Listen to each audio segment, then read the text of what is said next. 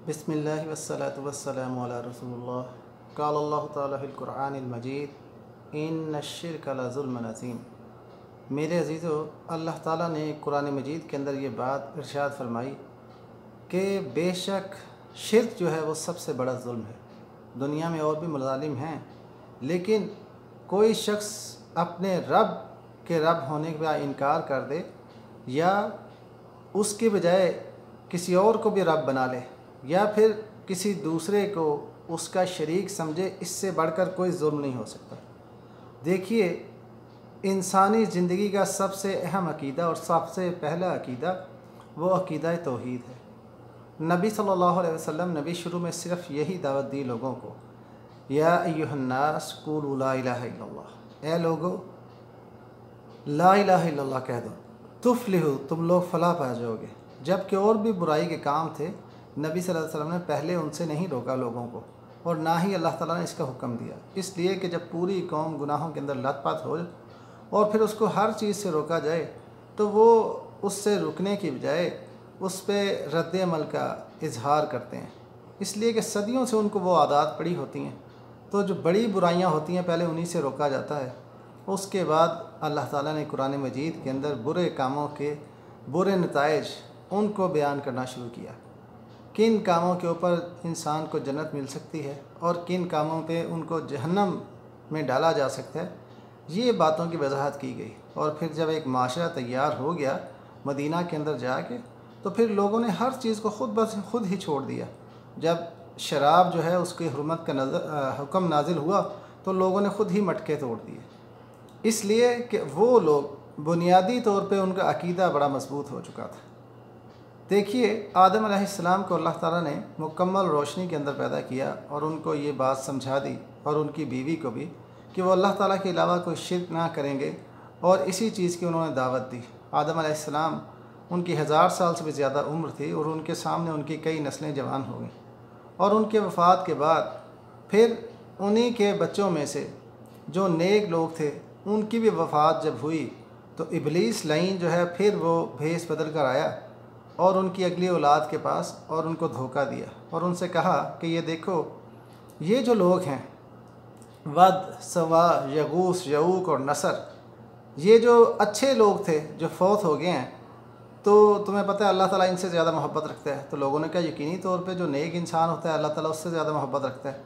तो उसने कहा कि जब भी अल्लाह ताला से कोई भी ऐसे लोगों की याद को ताज़ा करने का एक तुम्हें तरीका बताता हूँ, वो ये है कि तुम ऐसा करो कि इनकी शक्ल के मुजस्मे बना के रख लो, कहीं इनको भूल न जाना।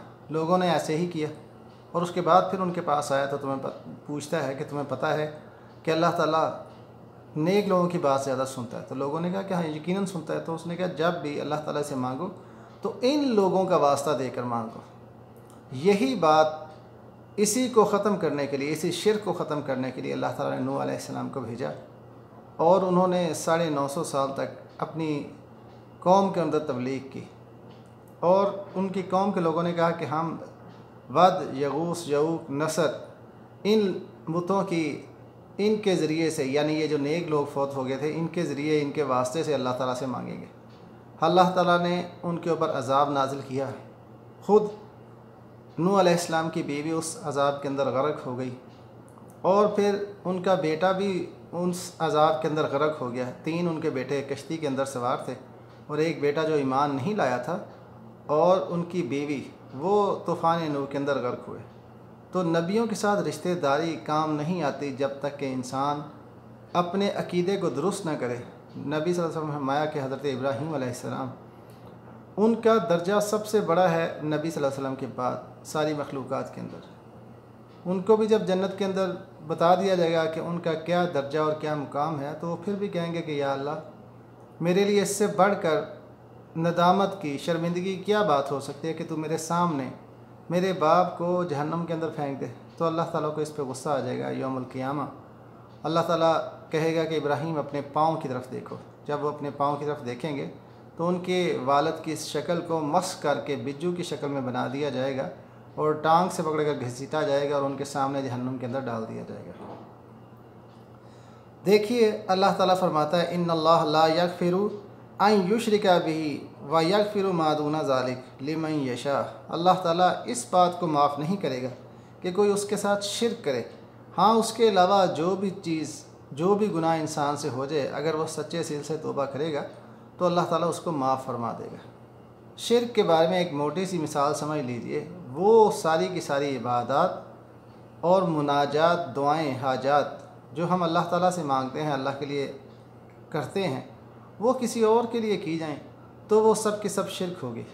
हम देखिए, हम मस्जिद हराम में बैतुल्लाह का तवाफ़ करते हैं, इससे अल्लाह ताला की इबादत कहा जाता है, इससे अल्लाह की रज़ा हासिल हो जाती है। अगर कोई शख्स किसी और इमारत का इस तरह तवाफ़ करना लग जाए उसको मुक़द्दस समझकर, या फिर किसी कब्र वाले की कब्र का तवाफ़ करे, तो ये शिरक होगी और ये नाकाबिले माफ़ी होगी। इसी तरह से नज़र मानना ये इबादत है। कोई शख्स अल्लाह के लिए नज़र मानता है तो अल्लाह ताला की इबादत होगी। कोई अल्लाह के अलावा किसी बंदे के लिए नज़र मानता है तो ये उसी की इबादत होगी और ये शिरक होगी और नाकाबिले माफ़ी होगी। इसी तरह न्याज देना, सदका खैरात करना अल्लाह ताला की रज़ा के लिए, ये अल्लाह की इबादत है। और ये किस कदर बेहिसी के साथ काम इंडिया, पाकिस्तान, बांग्लादेश में हो रहा है।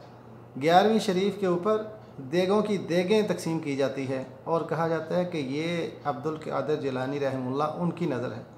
वो कौन सी खुदाई रखते हैं और ना ही उन्होंने कोई ऐसी बात का हुक्म दिया है। वो तो अल्लाह के नेक बंदों में से एक नेक इंसान थे, साहिब इल्म इंसान थे। तो लोगों ने बाद में उनके नाम पर ये गलत काम शुरू किया। जैसे कि असहाबे कहफ की वफ़ात के बाद कुछ लोगों ने यह कहा कि इनकी कब्रों के ऊपर ऐसे मज़ार बना दिए जाए, और नबी सल्लल्लाहु अलैहि वसल्लम ने फरमाया कि मेरी उम्मत में बदतरीन लोग क़यामत वाले दिन अल्लाह के नज़दीक वो होंगे कि जब कोई नेक आदमी फ़ौत हो जाता है तो उसकी कब्र पर मज़ार बनाकर बैठ जाते हैं। नबी सल्लल्लाहु अलैहि वसल्लम ने कब्र को पक्का करने से मना किया और कहा कि उसको तोड़ दो, पक्की कब्र को, और तस्वीर का कहा कि इसको मिटा दो। तो ये कोई शख्स अल्लाह के लिए न्याज देगा, सदका खैरात करेगा तो अल्लाह की इबादत होगी। अल्लाह के अलावा किसी और के लिए न्याज देगा, सदका खैरात करोगे तो ये उसी की इबादत होगी और ये शिरक होगी और नाकाबिले माफ़ी होगी। शिरक का मतलब होता है कि इंसान किसी को शरीक समझे, हिस्सादार समझे, और इसका मफ़हूम ये है कि अल्लाह ताला की ज़ात में, उसकी सिफ़ात में, उसके सिफ़ात के तकाज़ों में किसी को भी उसका शरीक समझा जाए और किसी को उसके बराबर समझा जाए, या किसी को अल्लाह ताला की औलाद समझा जाए। और यही बात ईसाइयों और यहूदियों ने कही। कालतिल यहूद मसीह इब्नुल्लाह, ईसाइयों ने कहा कि कालतुन निसारा मसीह इब्नुल्लाह, ईसाइयों ने कहा कि मसीह अलैहिस्सलाम, ईसा अलैहिस्सलाम अल्लाह के बेटे हैं। और कालतिल यहूद उज़ैर इब्नुल्लाह, और यहूदियों ने कहा कि उज़ैर अलैहिस्सलाम अल्लाह ताला के बेटे हैं। जबकि अल्लाह ताला कुरान मजीद में साफ़ फरमा रहा है सूरतुल इखलास के अंदर, लम यलिद वलम यूलद वलम यकुल लहू कुफुवन अहद, वो किसी की औलाद नहीं और ना ही उसकी कोई औलाद है और ना ही उसके कोई जैसा है, उसके जैसी सिफ़ात किसी के अंदर नहीं है। अल्लाह ताला फरमाता है लैसा कमिस्लिही शै, उसके जैसी कोई चीज़ ही नहीं है। हज़रत ज़ैनुल आबिदीन रहमुल्लाह, उनसे पूछा गया अल्लाह ताला के बारे में, तो उन्होंने कहा कि अल्लाह ताला वो है जो मेरे तसव्वुर की पिनहाइयों में भी कभी नहीं आ सकता। ख़ुद अल्लाह ताला ने अपनी सिफ़ात का इजहार करते हुए ये बात कही है कि उसी की इबादत की जाए, उसी के सामने सर झुकाया जाए, उसी को इबादत के लायक समझा जाए, और असल क़ुव्वत उसी के हाथ में है। वक्त के बड़े बड़े फ़िरौन वो अल्लाह ताला का मुकाबला नहीं कर सकते। अल्लाह ताला चाहे तो एक मच्छर के ज़रिए पूरी दुनिया के बादशाह नमरूद को ज़लील ख़ार कर दे और वह ख़ुद लोगों से जूते खा खा के मर जाए। और फ़िरौन को अल्लाह ताला ने क़यामत तक के लिए निशानी बना कर रख दिया, जिसने खुदाई का दावा किया। और आज के सूफिया हज़रात वो भी इसी किस्म की बकवास करते हैं और लोग कहते हैं कि बड़े दीन की इन्होंने खिदमत की है, जबकि सवाए दीन को ख़राब करने में, शिरक फैलाने में उनका कोई हिस्सा नहीं है। और यही कुछ है उनके पल्ले। अल्लाह ताला फरमाता है अल्लाह ताबुदु इल्ला इय्याह, कि अल्लाह ताला के अलावा किसी की इबादत न करो। हज़रत यूसुफ़ अलैहिस्सलाम, उन्होंने अपने ज़िंदान के साथियों, जेल के साथियों से कहा कि क्या ज़्यादा माबूद बेहतर हैं या कि एक ही माबूद, उसी की इबादत की जाए, सिर्फ़ उसके सामने सर झुकाया जाए। तो जब उन्होंने ख्वाब की ताबीर पूछी तो उससे पहले उन्होंने उनको तौहीद की दावत दी। अरबाबुन मुतफर्रिकून खैरुन अमिल्लाहुल वाहिदुल कहार, उन्होंने कहा या साहिबी सिजन, ए ज़िंदान के साथियों, कि बहुत ज़्यादा खुदा बेहतर हैं कि एक ही रब जो कि सच्चा रब है तो वो बेहतर है।